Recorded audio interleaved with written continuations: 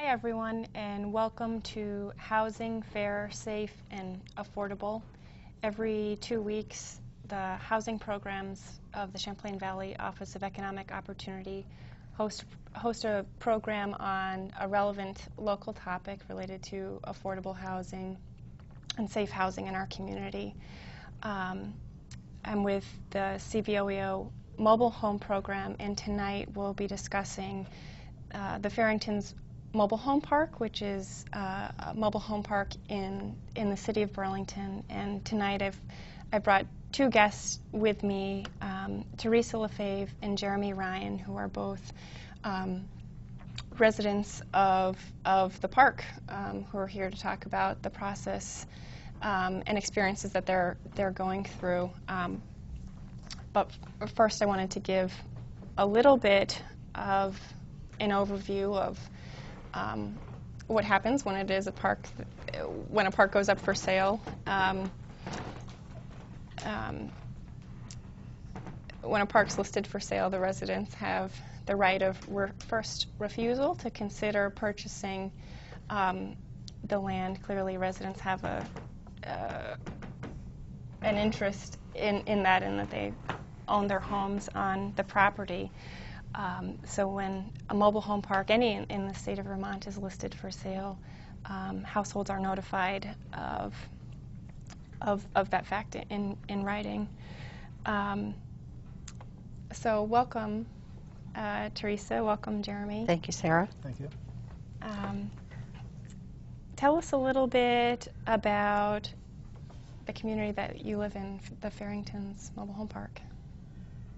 Well, I have lived in the park for 29 years, raised my son there, and it is really a safe, good community to live in. A lot of the residents there are, well, we have a wide range from seniors, retirees, to families with young children, and it's really a mixed neighborhood. Mm-hmm. I can't ask for better neighbors. The people that live right close by me are wonderful. I've known them for many, many years, and in fact, one young man across the street is the same age as my son. They grew up together, they went to school together.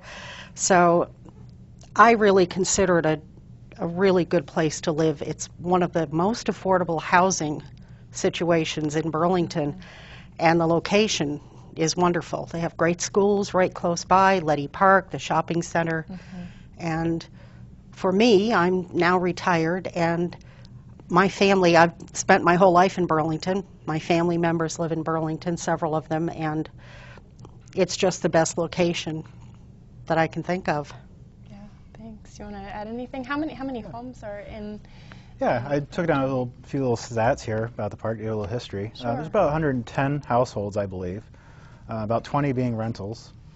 And the park actually got its start back in the 1920s when the Farringtons allowed space for people to put their campers, and then eventually some permanent homes, and about a decade or so later, and they've been running it ever since. My wife and I actually moved there back in 2003. We were looking for a place to go. We had recently been married and looking for a place to live, and we wanted something affordable. We're looking at mobile homes, and eventually chose Farrington's because of its proximity to the lake, the shopping, and also our particular unit has a nice little office space for my home business. So. Great, thanks for sharing.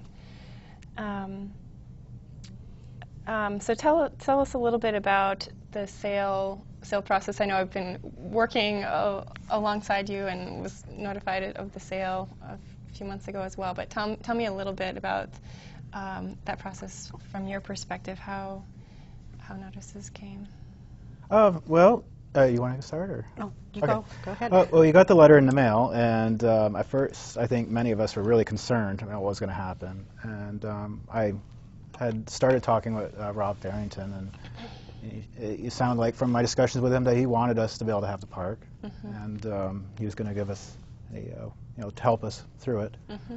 And after talking with him and several other residents and yourself, it seemed that I grew confident that something would work out.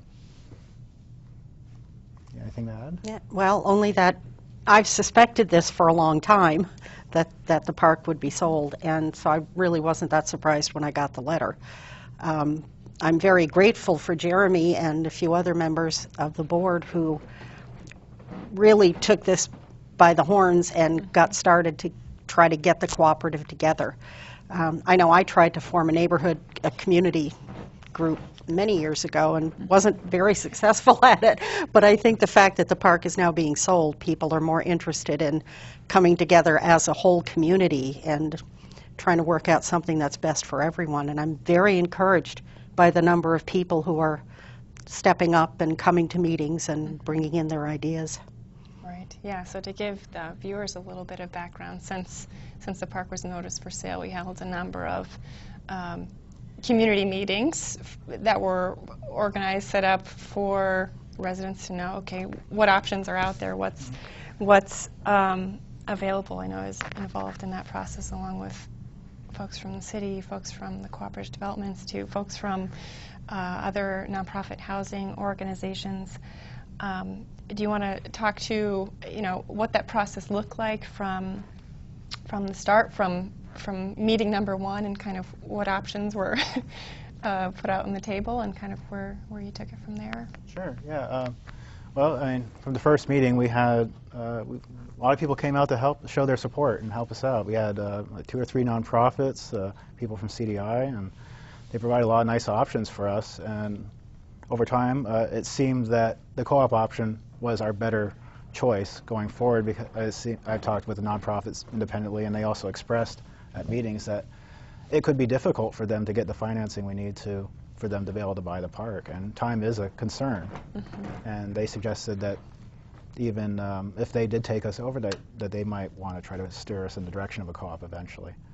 So it seemed like a good first choice, and that they would still be there if for some reason the co-op doesn't work out. So they're still going to be there to support us. And we as residents, I was surprised how many people stepped up to help out in saving the park. At first, I wasn't sure how many would. Mm-hmm. That's why I thought maybe nonprofit might be the better way, because mm-hmm. at least then you have a group coming in, making sure everything happens. Mm-hmm. But we've had over 16 people wish to serve on the board or serve and help out in some mm-hmm. way. I started a Facebook group for residents, and now we have over 50 members on it.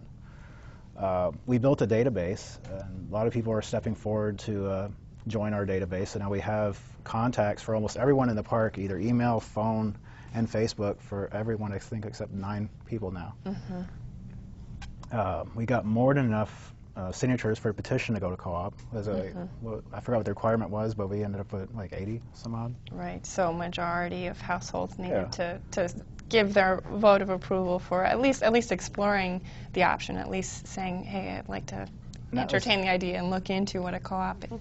Yeah, it was really impressive, and we had people that went around the park going door to door to get these signatures and let people know about the meetings. Mm-hmm. We've organized some resident-specifically groups meetings for ourselves. The next one's February 10th at the Miller Center, 6 to 8. Mm-hmm.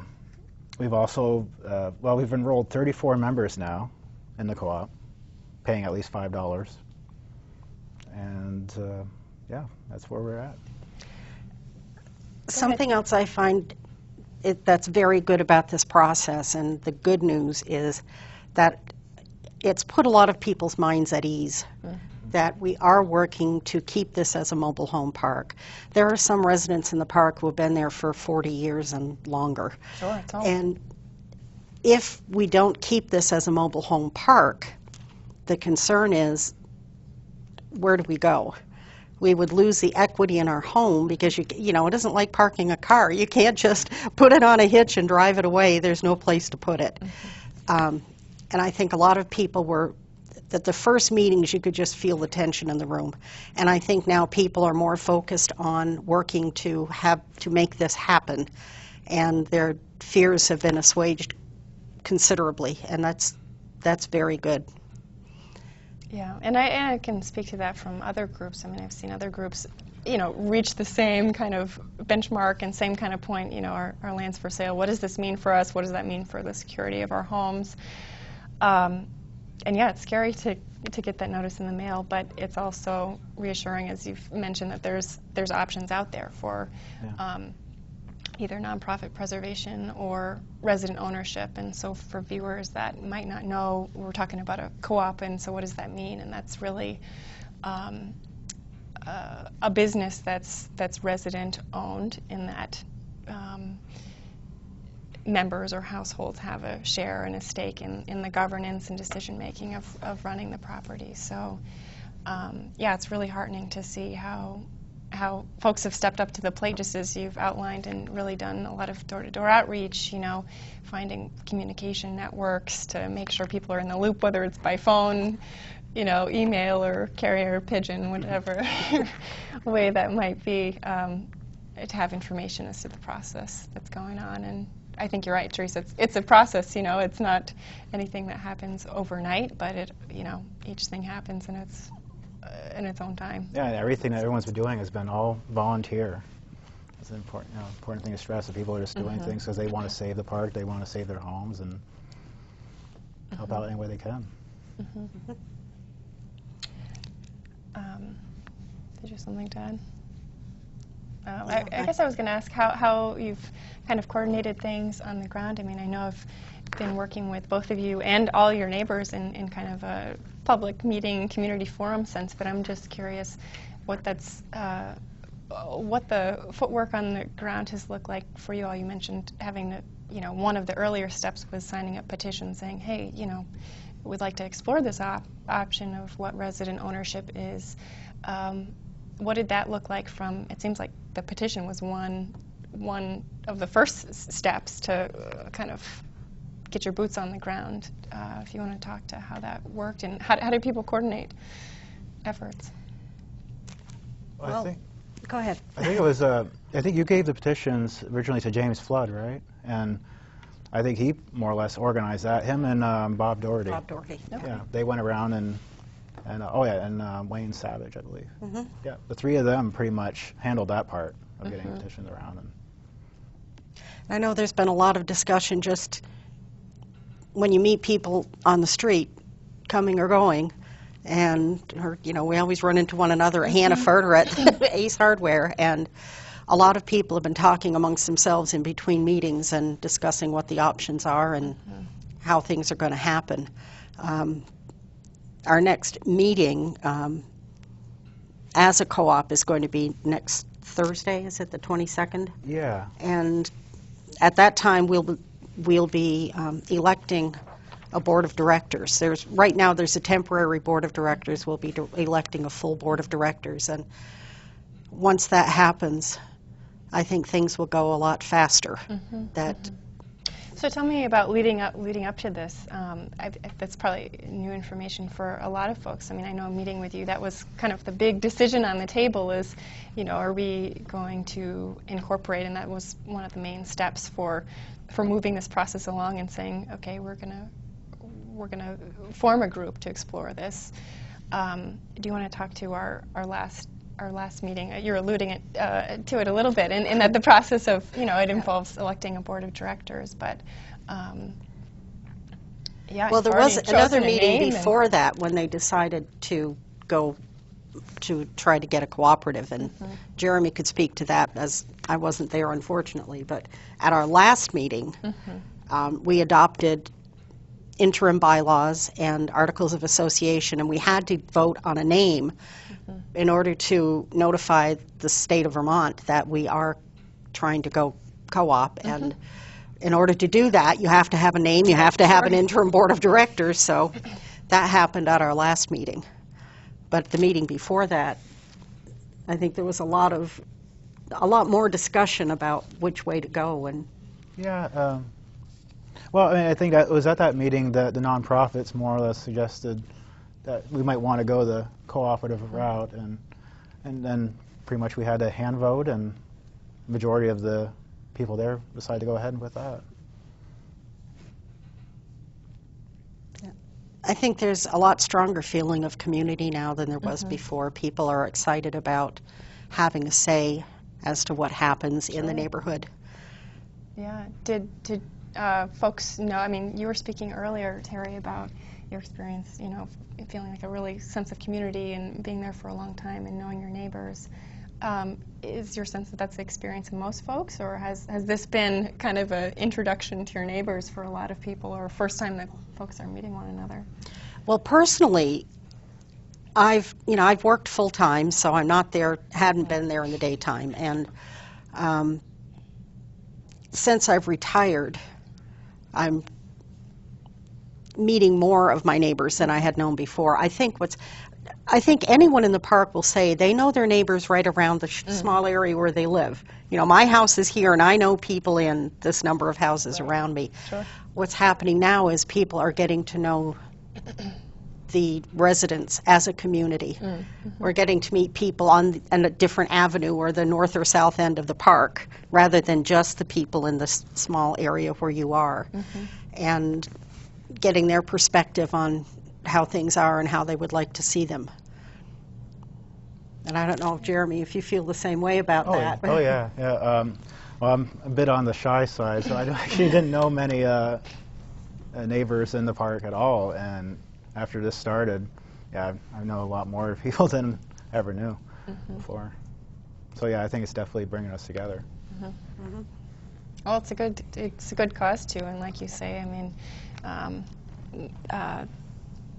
that's the wonderful nature of the co-op is that, you know, it involves cooperation and coordination, and of course that doesn't mean everyone's going to agree all the time on every issue, but the fact of the matter is it's, you know, its own form, a smaller form of a democracy, and it's democratically run, as you're saying. You know, you're electing your will be electing a board of directors and voting on bylaws which set out kind of the governing procedures, but, you know, that gives you and your neighbors and anyone else a say in the decision-making process. So, and the ability to discuss it with one another and figure out what's best, what's suitable, and what's going to serve you well. It reminds me of something. I think one of the fears that some people might have in the park now is that they're afraid that whoever is elected to the board, they're all of a sudden going to be able to have carte blanche to do whatever they want, and that's not true. I mean, really, from what I understand, how a co-op is set up, the board can't really do much of anything without majority vote from the rest of the residents. You can't create new rules or anything without the full membership vote on. Yep, and so that's what's great is for all of the large issues. I mean, households will be able to vote in and chime in and voice their concerns for a lot of issues. And yeah, a board of directors is, you know, in a community, especially of a size that's over 100 households, you know, for getting important information across and distributed, a board is really one way to be able to, and at least at this point in the process, I mean, you're exploring into purchasing, you know, sizing up all the details to be able to present that to the membership in a meaningful way and say, okay, let's consider this as a group, and where do we want to go from there?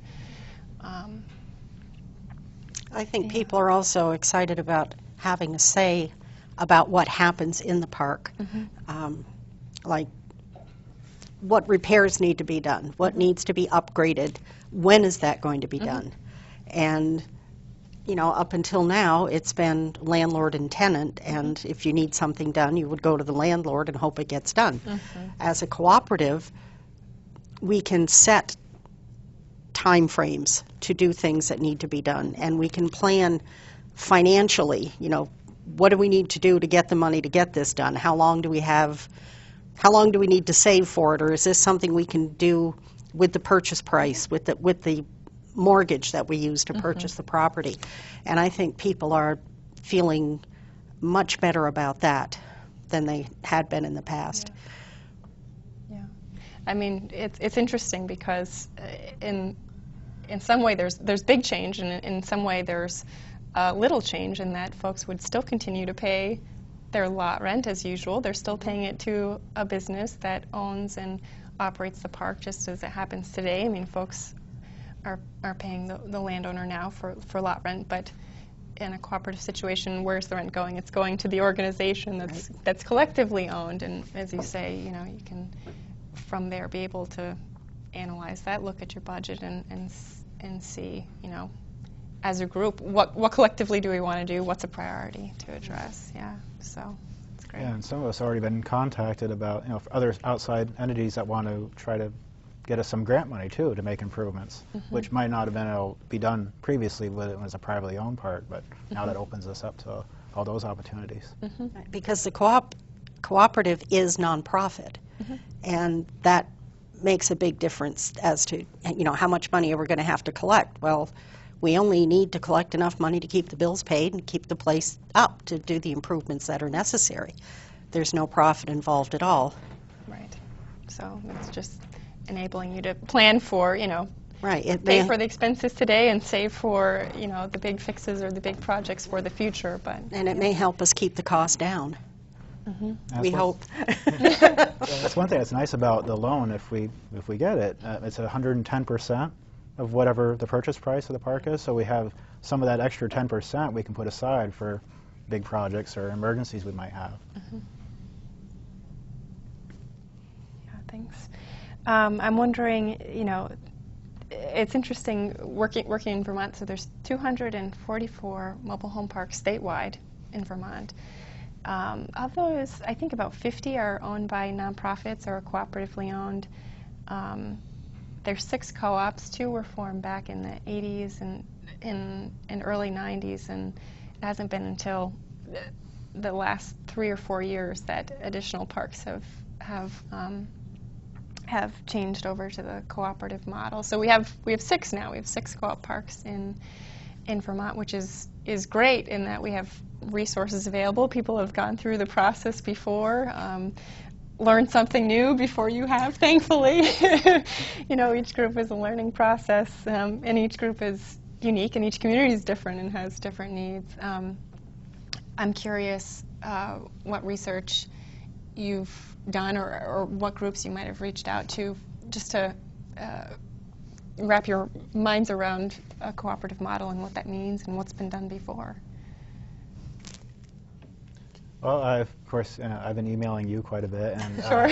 and a couple different representatives from CDI, and they've been very helpful at this point, and also Karen White of the Milton Co-op, she's been putting in her input on a lot of stuff, and it's comforting knowing that we're working with a group that's already done this many times. So, CDI. Yeah. What's it been like talking, and I know a few people have mentioned working with the Milton Co-op, or at least figuring that out. I just wondered if you could speak to that resource or networking. Well, Karen White, as Jeremy mentioned, and a few other members of their board have come to our meetings, and they've answered a lot of questions from an owner's perspective, a co-op owner's perspective, that you know, from a personal level, these are their experiences, and this is what they've dealt with. And I think that's been very helpful.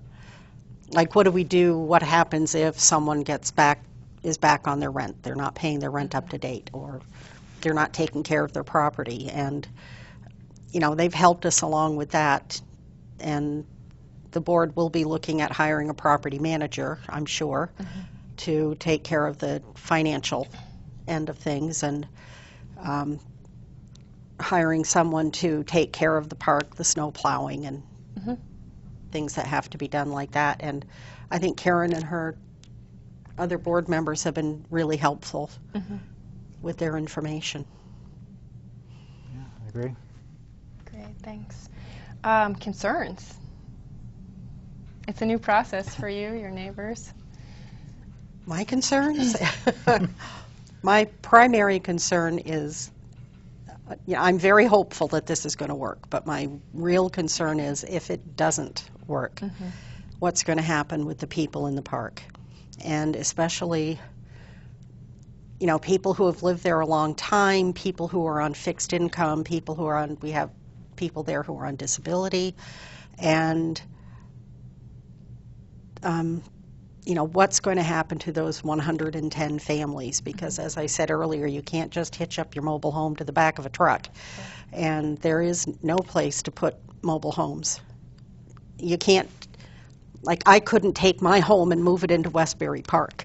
In order to get into a park, you buy something that's there.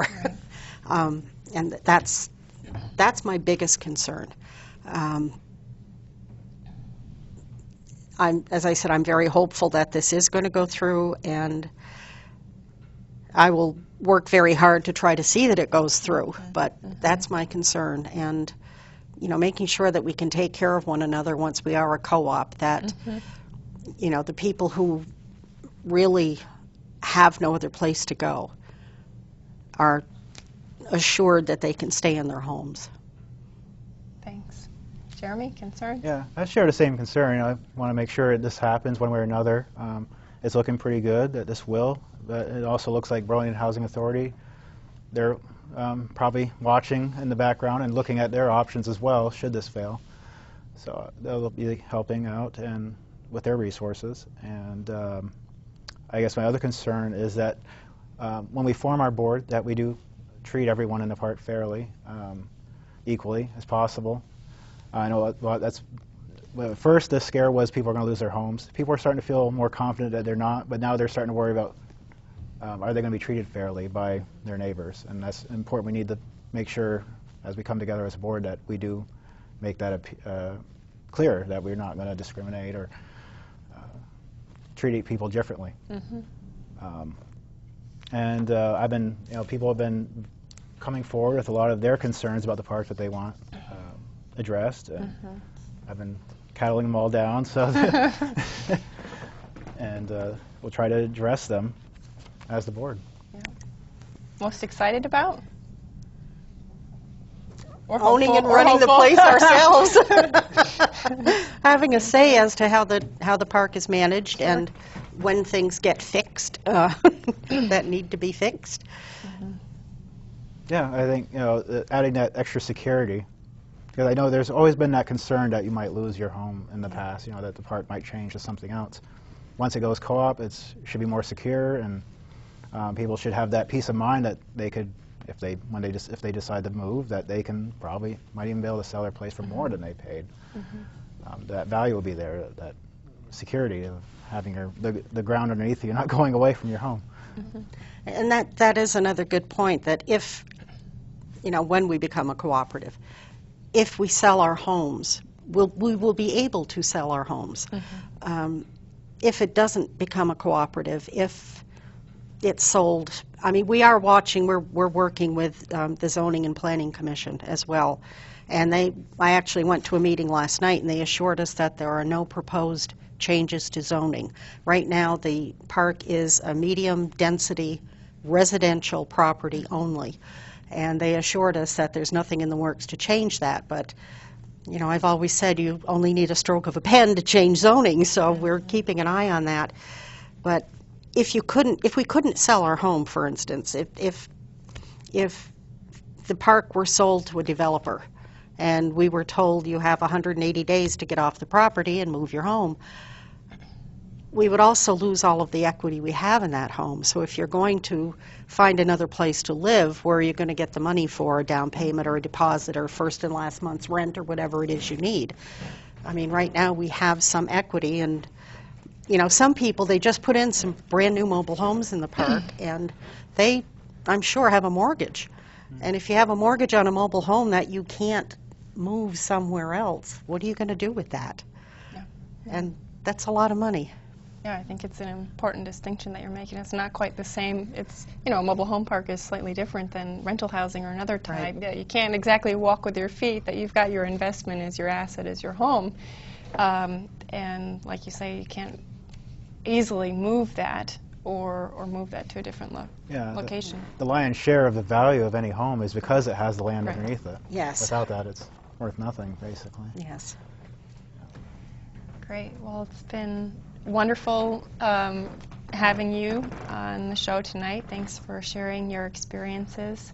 For folks from Farrington who might be watching our program tonight, I'd certainly encourage you to attend our next meeting, which is scheduled for January 22nd. It'll be held at the Heineberg Senior Center from 7 to 9 p.m.